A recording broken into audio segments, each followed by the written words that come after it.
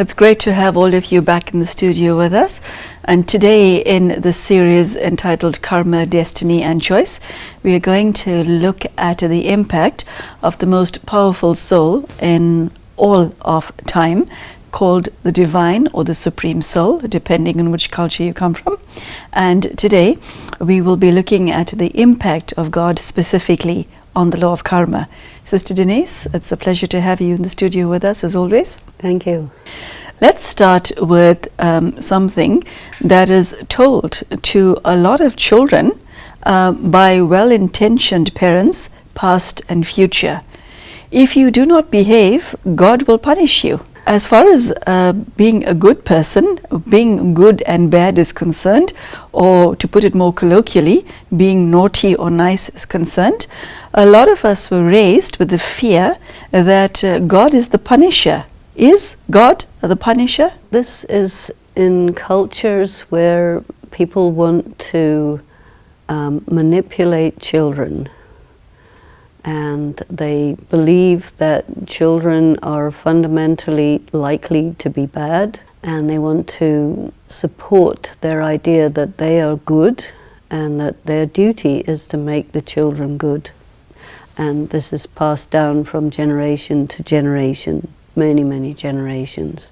So people do that and say that without questioning it. In fact, the punishment for negative action and the reward for positive action is an automatic process. The problem is, if people say there is karma, negative karma produces negative result and positive karma produces the reward, then their question is, in that case, what is the use of God? So because of this reasoning, which is actually faulty reasoning, they make God the one who rewards and punishes. But in fact, God is independent of reward and punishment in terms of the laws of karma. If you do something against God, then your connection and contact with God will be broken, and God will distance himself from you. And if you are really understanding the knowledge of karma and you're developing a powerful and deep relationship with God, then you'll come close to God. So the distancing or coming close between you and God is really the thing at issue. But if you do a negative karma, it's an automatic process. But the people who set up the religions, they didn't distinguish between those things. And so they came up with this idea that it's better to say that God is the reward giver and the punisher. What is the relationship between the law of karma and God himself or herself? The relationship is that God knows the laws of karma and human beings don't. Human beings need God in order to come to know what the laws of karma are about. Earlier you described the law of karma as a machinery that is independent. I understood that to mean independent of human beings. Is the law of karma independent of God as well? Yes, it's completely independent. It's just that God knows it and people don't. So God doesn't have to switch on the switch of karma. It happens by itself. By itself. God will be the detached observer and watch everybody's karma and watch the consequences. But God is the mother, father, teacher, guide, friend, companion of human souls. And so it is in the heart of God that human souls should understand this so that they perform correctly, so that they're close to him. Whoa. From centuries ago, when human beings encounter problems, suffering, anguish, trauma, it is so deep within us to cry out to the divine for help in alleviating our burdens. It is so deep. Why is this? And surely he responds in some way. Oh, most definitely. And what is his response? when you call out to God for relief, God will give you relief, especially if you're sincere. Okay, so God has the power and the will to intervene. God is not going to stop the machinery of karma, but God is going to relieve your weakness, your inability to endure the suffering of karma. So that's a very powerful impact. So, Sister Denise, you have been advocating for spirituality through your words and through the way you lead your life. So, here's somebody who is new to spirituality and who's interested in walking the right path, as it were. And so this person is aware of their karmic baggage, or has an inkling because it's invisible. And then you go to God. In a previous episode you said you don't ask God for anything. So you go to God with your karmic burdens, and you do what then? How do you engage with the Supreme Soul so that you're protected, you're kept safe? How does that occur, where you engage with God with dignity, not as a beggar, please help me? I don't think you need to ask anything. The situation is obvious. You turn to God, you want God to be with you. Sometimes you may request help in that desperation. It's different from what I was saying before, where people tell God, do this, do that, do the other, tell him what to do. No. It's a different situation. You turn to God in your moment of great suffering, sorrow, difficulty, and God will respond. If you have developed a powerful relationship with God over a long period of time, you turn to God and you connect immediately. If you haven't, you turn to God, you don't know which way you're turning, you don't know who is God, you don't know what is God. It's a desperate thing. But I think if a person is really sincere and they turn to God, they definitely do experience relief. But this relief will be for a certain period of time, because God doesn't interfere in the settlement of your karma. So God will give you some temporary relief, like when you are ill and you have pain, you will get a shot of morphine, which will give you temporary relief. And then when it wears off, then you want another one, then you become an addict. Better way is if you develop a powerful relationship with God and you accumulate the power of the absorption of light and power from God. You accumulate from pure karma, you accumulate from knowledge, you have a stock. And then anyway you can turn to God, and maybe you turn to God all the time anyway, comes a period of suffering, you have the wherewithal to manage it, which is all provided to you by God anyway, because you have paid attention on this over a long period of time. Definitely you're going to get a much more solid relief because you have participated in your own process of getting relief. You've earned it. There's a difference between getting something you've earned and getting something as a gift. What happens to your karmic load when you are in God's presence? What happens to your karmic load when you spend a lot of time in remembrance of God is that it gets gradually eroded. And that's the point of meditation, is erosion of your karma. Also you get powers to handle it as it comes up. And so your ability to manage it is really hugely impacted by your relationship with God. The presence of God is different. You want to experience the presence of God. You develop your relationship with God. In that experience of God being with you, your karmic load in comparison with that is small. So definitely it's diminished enormously. So what does one have to do in order to have God reduce one's karmic load? And I ask this in the context of most people having extremely busy lives. Whether you're a housewife or a businessman or a student, people have things to do, places to be, not make-believe stuff, real stuff. So do you just, give a certain amount of time to God on any given day? And how does this unfold? It's a kind of companionship. You can do things in the context of the presence of another human being. Your connection with God is a relationship. So you can do your work, God is there.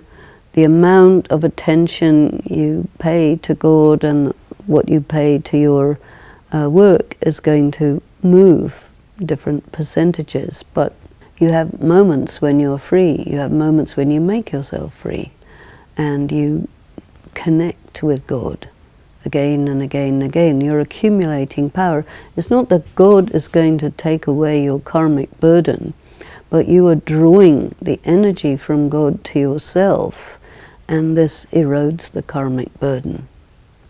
You're really doing it yourself. What you were saying is give God time? Yes. Okay. Pay attention to God. Have a place for God in your heart, in your life, and make that quite a dominant place. You know, people may fail you. Circumstances, you don't know what's going to happen. The connection with God is independent of what happens. Someone is there or not there, or they're alive or dead or whatever. God is outside all of that, because God is on a different dimension. And you, the soul, have the capacity to go on that dimension and to be on this dimension and work with the two dimensions together. You have that capacity, and you can become very skilled at it. All of what you are saying makes a lot of sense logically, and it's fabulous that God is willing to do this for us. But from a feeling perspective, what is God's motivation for wanting to do this for us? It's not like God is willing to do this for us, or God wants to do this. It's not like that at all. The relationship between a soul and God is the mother, the father, the friend, the teacher. Because of that relationship, you do that. It's nothing like wanting to do it or being kind enough to do it. No, the relationship includes that. And if you become the child, the student, the companion, all these things with God, then you have a life with God while doing various things. You know, you're an actor, you're performing. Your relationship with God is on a different dimension. Your performance is on the material dimension, and you span both. I found it interesting what you said earlier, that at the end of the day, it's up to me. Going to God entails an individual taking responsibility for their karmic burden, and going to God and saying, I am here, let's do this. You begin a relationship however you begin it, and you don't very often begin it because of a karmic burden. You begin it for many reasons. The karmic burden presents itself in the course of the relationship, and because the relationship is strong, you have the presence of God with you, the companionship of God while you go through this. The phrase that comes to mind right now is something that I heard as a child, that God is love and love is God. How does that play out in terms of the law of karma? Well, God is not a vibration. God is an actual someone, but who is so intangible that people have, if they feel the love of God, they think that is love, and love is God. But it's not really quite like that. It is said God is the ocean of love, in the sense that the love that is contained within God is oceanic. You can say God is love, but you can't say love is God. because there are many different kinds of love, none of which are God. It's very difficult for people to conceptualize God, because God is intangible. God is pure spirit, not a human. Out of the range of most religious people, maybe within range for a mystic. How many mystics are there? It's quite rare. You know, different people relate to God in different intensities. And if you have love for God, God is very reciprocal. So you love God, God will love you. You will feel it. God loves everyone, no doubt, but not everybody feels it. Because of this reciprocity that is part of the nature of God. You do something against God, God will respond by distancing. It's not a punishment, but it means you don't feel anymore. So what you want is to be able to be close to God and feel God is with you. The concept of omnipresence sits deep with many individuals, and many feel that there's no need for me to go actually to God, because God is everywhere. How does that belief of omnipresence relate to your understanding of the Supreme Soul and the law of karma? This word omnipresence has to be thought about quite clearly. And what is everywhere? You could say, well, matter is everywhere in the material world. God can be experienced by someone from anywhere. But there may be something going on in the world which is not godly, and so you couldn't say that God is in that spot. People's argument for the omnipresence of God is that, well, you know, you can experience God's love anywhere or everywhere, but in the same way as daylight is experienced everywhere where the planet is facing the sun, but the sun doesn't have to be everywhere for it to be daylight. In a similar way, God is somewhere, and the impact of God can be experienced wherever anyone turns to God or orients themselves to God. But that doesn't imply that God actually is in every particle, etc. You know, the people who believe in omnipresence of God don't distinguish between matter and spirit. They don't distinguish between a soul and God. Everything is all one thing. They call it oneness or unity or whatever. But in fact, a soul can never become God. God can never become a human soul. A soul can never become matter. Matter can never become conscious, you know.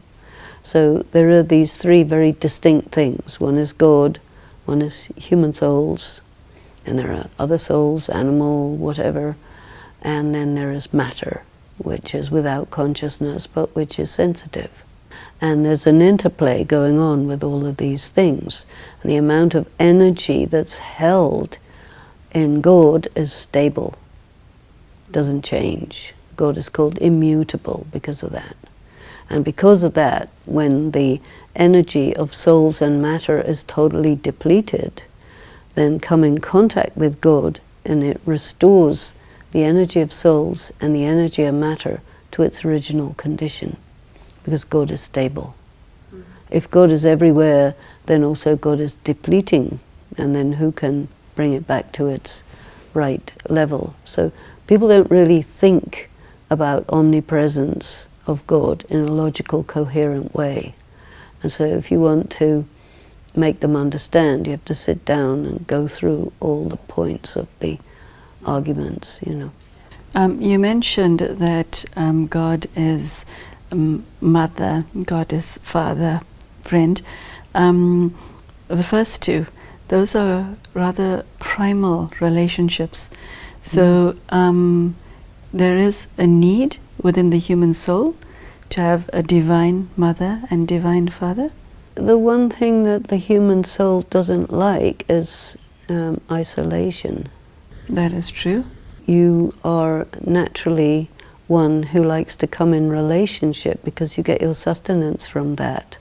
The thing is, if you're in relationship with God and you get your sustenance of all varieties from that one source, which is reliable, then you don't need to rely on unreliable sources from where you get both happiness and sorrow. From your relationship with God, you don't get sorrow, you get just happiness, because God knows how to act in relationship with you. But the human beings maybe know, maybe don't know, mostly don't know. They get it wrong. So you get in karmic bondages. You want to have good karma with God. You want to be in karmic connection with God. So you have to do actions, words, thoughts with God, about God, for God, etc. But in terms of human beings, your karma is all full of vices and desires and negativity and etc. So you get in bondage and you get suffering. I am able to have a conversation with another human being because myself and the other person are in a physical body. You mentioned in other episodes that the Supreme Soul is just a point of light. He doesn't have one of these, whereas you and I have one of these. How do you converse, connect, engage with the Supreme Soul, the one who does not have a body? How do you say, I am here? What within you do you use to get in touch with God? How does that happen? You have a mind which is connected with your soul and not your body. People identify with their bodies and they say, I can communicate because I have a body. That means if you're speaking or telephoning or writing or whatever. But telepathy doesn't really require the body. It's just thought. And so you connect with God through the mind, with thought. You can communicate with God. You can talk to God in your mind. You don't need a body for this. But you do need understanding.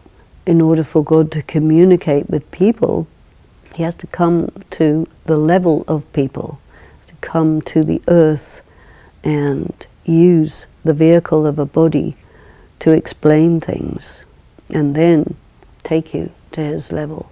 Once you get the point, then you can operate on God's level. And this connection that you're referring to, it's not temporary, is it?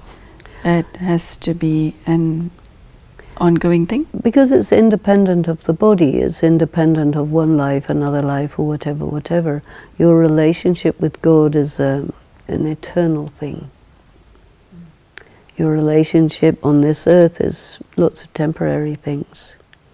So it's different. But when you lose the power, the spiritual power, to know yourself and to know God, and then you're stuck in matter. And so you're transcending that. I must say it's heartwarming to know that the Supreme Soul is there for us humans with our karmic baggage. Yes. Yeah, it warms the heart. Intellectually, I get what you're saying, but from a feeling perspective, it's quite sweet that He would do that, that He's willing to do that for us. The intellectual part of what you said makes total sense. I feel, though, that it's pretty sweet that the Supreme Soul is availing Himself to us so that we can lessen our karmic loads. That is sweet and heartwarming. The love of God for us knows no bounds, and we just simply have to be open to it. I think not many people know that the love of God for the human soul knows no bounds. It's beautiful, and a beautiful note on which to end today's talk. Thank you, Sister Denise. That was intellectually stimulating, but also heartwarming, very heartwarming. Thank you. So thank you, brothers and sisters, for joining us. A very powerful message from a senior yogi as to our relationship with God, how it impacts on our lives, and how specifically the law of karma comes into play here, in a sense that God can reduce your karmic burden. Thank you so much, Sister Denise, and thank you so much for joining us. Take care and goodbye.